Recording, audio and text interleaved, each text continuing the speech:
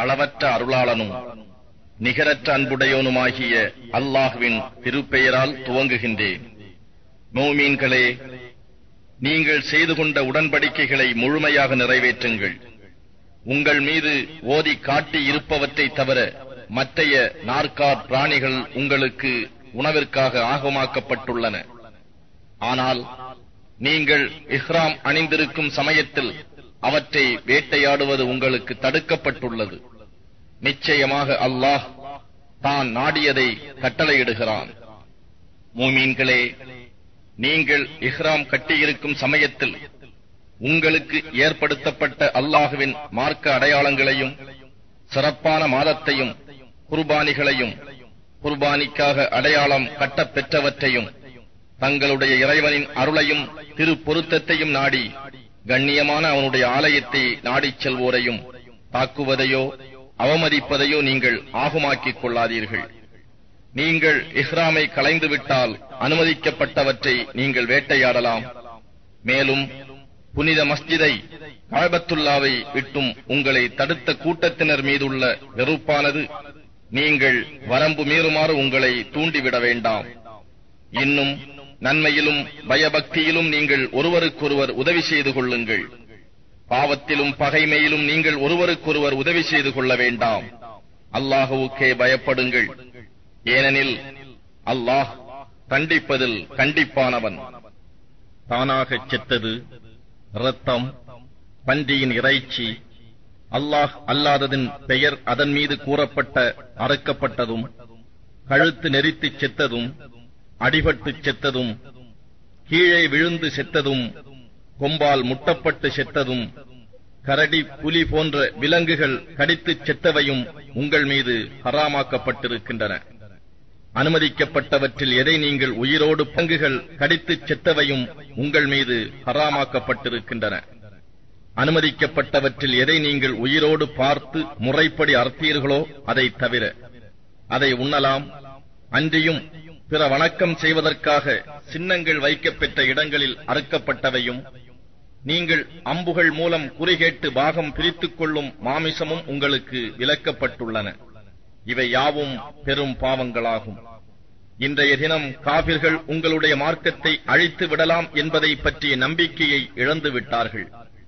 எனவே நீங்கள் அவர்களுக்கு அஞ்சாதீர்கள், எனக்கு அஞ்சி நடப்பீர்களாக. இன்றைய தினம் உங்களுக்காக உங்கள் மார்க்கத்தை பரிபூரணமாக்கிவிட்டேன். மேலும் நான் உங்கள் மீது என் அருட்கொடையை பூர்த்தியாக்கிவிட்டேன். இன்னும் உங்களுக்காக நான் இஸ்லாம் மார்க்கத்தையே இசைவானதாக தேர்ந்தெடுத்துள்ளேன். ஆனால் உங்களில் எவரேனும் பாவம் செய்யும் நாட்டம் இன்றி பசி கொடுமையினால் நிர்பந்திக்கப்பட்டு பெற்று மேலே கூறப்பட்ட விலக்கப்பட்டவற்றை புசித்துவிட்டால் அது குற்றமாகாது. ஏனெனில் நிச்சயமாக அல்லாஹ் மிகவும் மன்னிப்பவனாகவும் கருணை மிக்கோனாகவும் இருக்கின்றான். நபியே, அவர்கள் உண்பதற்கு தங்களுக்கு ஹலாலான அனுமதிக்கப்பட்டவை எவை என்று உம்மிடம் கேட்கிறார்கள். நீர் கூறும், உங்களுக்கு ஹலாலானவை சுத்தமான நல்ல பொருள்களும் அல்லாஹ் உங்களுக்கு கற்பித்திருக்கிறபடி வேட்டையாடும் பிராணி பறவைகளுக்கு நீங்கள் பயிற்சி அளித்து அவை வேட்டையாடி நீங்கள் பெற்றவையுமாகும். எனினும் நீங்கள் வேட்டைக்கு விடும்போது அதன் மீது அல்லாஹுவின் பெயரை கூறிவிடுங்கள். அல்லாஹுவுக்கு அஞ்சுங்கள். நிச்சயமாக அல்லாஹ் கணக்கெடுப்பதில் மிகவும் விரைவானவன். இன்றைய தினம் உங்களுக்கு உண்ண எல்லா நல்ல தூய பொருட்களும் ஹலாலாக்கப்பட்டுள்ளன. வேதம் கொடுக்கப்பட்டோரின் உணவும் உங்களுக்கு ஹலாலானதே. உங்களுடைய உணவும் அவர்கள் சாப்பிட ஆகுமானதே. மோமீன்களான கற்புடைய பெண்களும் உங்களுக்கு முன்னர் வேதம் அளிக்கப்பட்டவர்களில் உள்ள கற்புடைய பெண்களும் விலை பெண்டிராகவோ ஆசை நாயகிகளாகவோ வைத்துக் கொள்ளாது அவர்களுக்கு உரிய மகரை அவர்களுக்கு அளித்து மணமுடித்துக் கொள்வது உங்களுக்கு அனுமதிக்கப்பட்டுள்ளது. மேலும் எவர் ஈமானை நிராகரிக்கிறாரோ அவருடைய செயல் வீணானதாகும். மறுமையில் நஷ்டமடைந்தோரில் ஒருவராகவே இருப்பார்.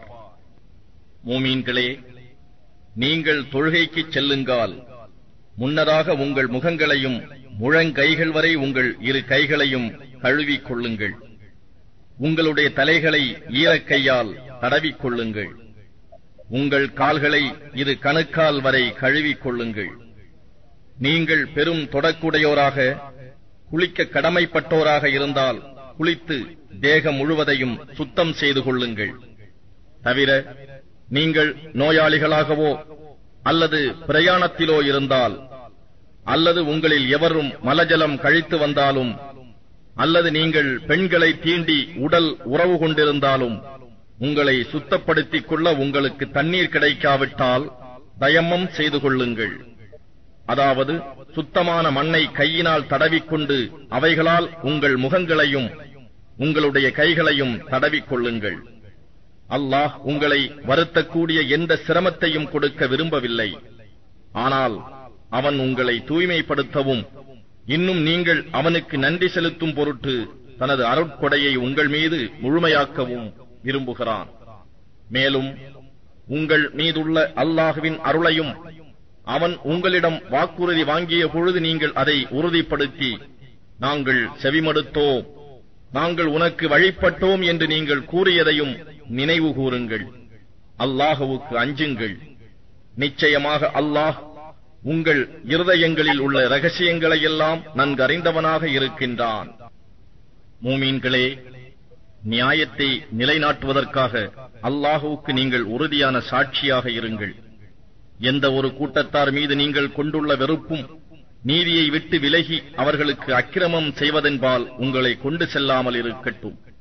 நீதி செய்யுங்கள். இதுவே தக்வாவுக்கு, பயபக்திக்கு நெருக்கமாகும். அல்லாஹ்வுக்கு அஞ்சுங்கள். நிச்சயமாக அல்லாஹ் நீங்கள் செய்பவற்றையெல்லாம் நன்கு அறிந்தவனாக இருக்கின்றான். ஈமான் கொண்டு நல்ல அமல்கள் செய்வோருக்கு மன்னிப்பையும் மகத்தான நற்கூலியையும் அல்லாஹ் வாக்களித்துள்ளான். எவர் நிராகரித்து நம் திருவசனங்களையும் மறக்கிறார்களோ அவர்கள் நரகவாதிகளாவார்கள். மூமீன்களே, ஒரு கூட்டத்தார் தம் கைகளை உங்களிடம் நீட்டி உங்களை கொன்றுவிட தீர்மானித்த போது அவர்கள் கைகளை உங்களை விட்டும் தடுத்து அல்லாஹ் உங்களுக்கு புரிந்த அருளை நினைவு கூறுங்கள். ஆகவே அல்லாஹ்வுக்கு அஞ்சுங்கள். இன்னும் அல்லாஹ்வின் மீதே மூமீன்கள் முழுமையாக நம்பிக்கை வைக்கட்டும். நிச்சயமாக அல்லாஹ் இஸ்ராயேலின் சந்ததியினரிடத்தில் உறுதிமொழி வாங்கியுள்ளான். மேலும் அவர்களிலிருந்து 12 தலைவர்களை அனுப்பியுள்ளோம். இன்னும் உறுதிமொழி வாங்கிய போது அல்லாஹ் கூறினான், நிச்சயமாக நான் உங்களுடனேயே இருக்கின்றேன். நீங்கள் தொழுகையை நிலைநிறுத்தி ஜகாத்தும் கொடுத்து என் தூதர்களை விசுவாசித்து அவர்களுக்கு உதவியும் புரிந்து அல்லாஹ்வுக்காக அழகிய கடனும் கொடுப்பீர்களானால் நிச்சயமாக நாம் உங்கள் பாவங்களை பரிகரித்து சதா நீரருவிகள் தாழாலே ஓடிக்கொண்டிருக்கும் சுவனபதிகளில் உங்களை நுழைய வைப்பேன். எனவே இதற்கு பின்னரும் உங்களில் எவரேனும் இம்மார்க்கத்தை நிராகரிப்பின் நிச்சயமாக அவர் நேரான வழியிலிருந்து தவறிவிட்டார். அப்பால் அவர்கள் தம் உடன்படிக்கையை முறித்துவிட்டதால் நாம் அவர்களை சபித்தோம். அவர்களுடைய இருதயங்களை இறுகச் செய்தோம். வசனங்களை உரிய சரியான இடங்களிலிருந்து அவர்கள் மாற்றுகிறார்கள். அவர்களுக்கு வழங்கப்பட்டிருந்த போதனையின் பெரும் பகுதியை மறந்து விட்டார்கள். ஆகவே அவர்களில் சிலரை தவிர அவர்களில் பெரும்பாலோரின் மோசடி பற்றி நபியே நீர் தவறாமல் கேட்பீர். எனவே நீங்கள் அவர்களை மன்னித்து புறக்கணித்து விடுவீர்களாக. மெய்யாகவே அன்பாய் இருக்கும் மக்களை அல்லாஹ் நேசிக்கிறான். அன்றியும் எவர்கள் தங்களை நிச்சயமாக நாங்கள் கிறிஸ்தவர்கள் என்று கூறிக்கொள்கிறார்களோ அவர்களிடம் இருந்தும் நாம் நிச்சயமாக உறுதிமொழி வாங்கினோம். ஆனால் அவர்களும் அவர்களுக்கு வழங்கப்பட்டிருந்த போதனையின் பெரும் பகுதியை மறந்துவிட்டார்கள். ஆகவே இறுதி நாள் வரை அவர்களிடையே பகைமையும் வெறுப்பும் நீடித்து இருக்கும்படி செய்துவிட்டோம். இன்னும் அவர்கள் செய்து கொண்டிருந்தவை பற்றி அல்லாஹ் நிச்சயமாக அவர்களுக்கு எடுத்துக் காட்டுவான். வேதமுடையவர்களே, மெய்யாகவே உங்களிடம் நம்முடைய தூதர் வந்திருக்கின்றார். வேதத்திலிருந்து நீங்கள் மறைத்துக் கொண்டிருப்பவற்றில் பல விஷயங்களை அவர் உங்களுக்கு விளக்கிக் காட்டுவார்.